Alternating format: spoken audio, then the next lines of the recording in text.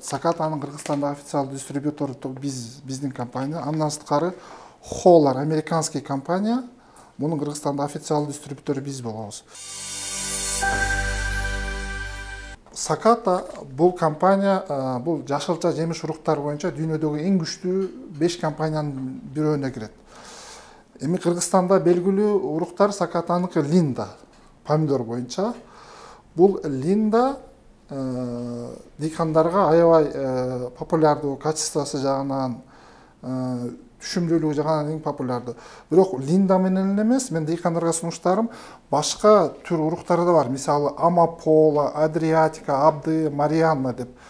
Бул пока дыйкандарга белгилүү боло элек, бирок булардын потенциалы да аябай жогору. Дыйкандарга сунуштарым дайыма эле көнгөн урук эмес, улам жаңы уруктарды өзүңөр испытания кылып эгип көрүңүздөр. Эмнеге? Себеби бир эле урукту 4-5 жыл бою эге берсек, ал Кыргызстанда өзүнүн генетикасын бузуп коет бара-бара.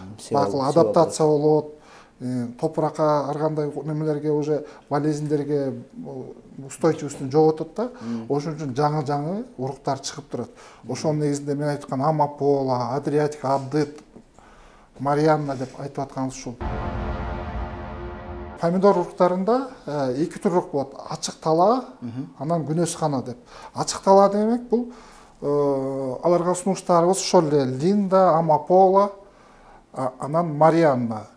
Күнөс каналарда эң жакшы уруктардын бири Адриатика, бул Орто Азия боюнча лидер. Россияга дагы экспортко кетет.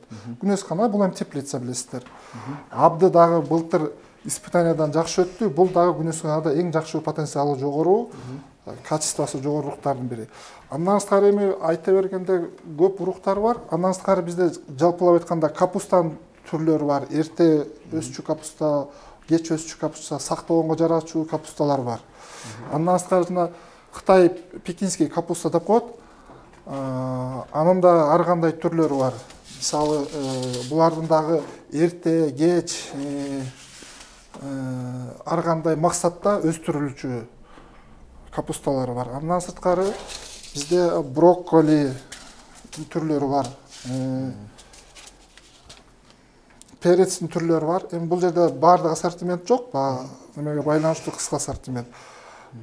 Жыйынтыктап айтканда, Саката фирмасы дүйнөдөгү эң чоң 5 компаниянын күчтүү, дайыма исследование кылып, жаңы уруктар чыгарткан компания.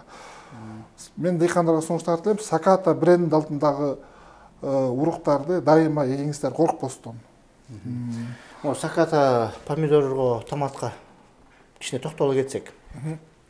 Күнөс кана деп атпайсыңарбы? Адриатика дейт. Адриатика бул ичинде канча урук бар? Канча? Бул ар бир пачкасынын ичинде 1000 штук болот. 1000 штук болот.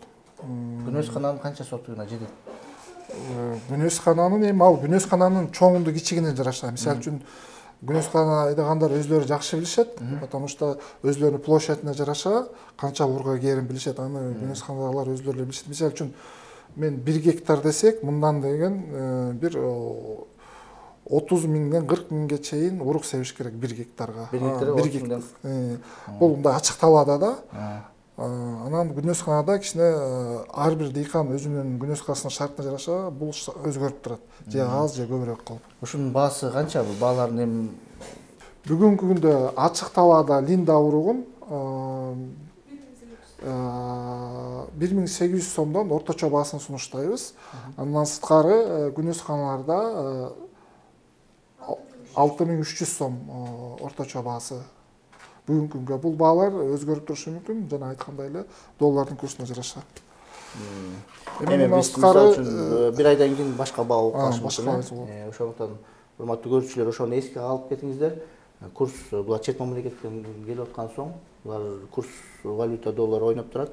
Ошондуктан баасы да ошого жараша ойноп турабы? Ооба, туура айтасыз. Бүгүнкү күнү мынакей 1800 сом деп турат. Бир айдан кийин башка баа болуп калышы мүмкүн. Анан ошол жерде келишпестик болуп калат. Ошону туура түшүнүп айтып коелу, эскертип коелу. Туура айттыңыз.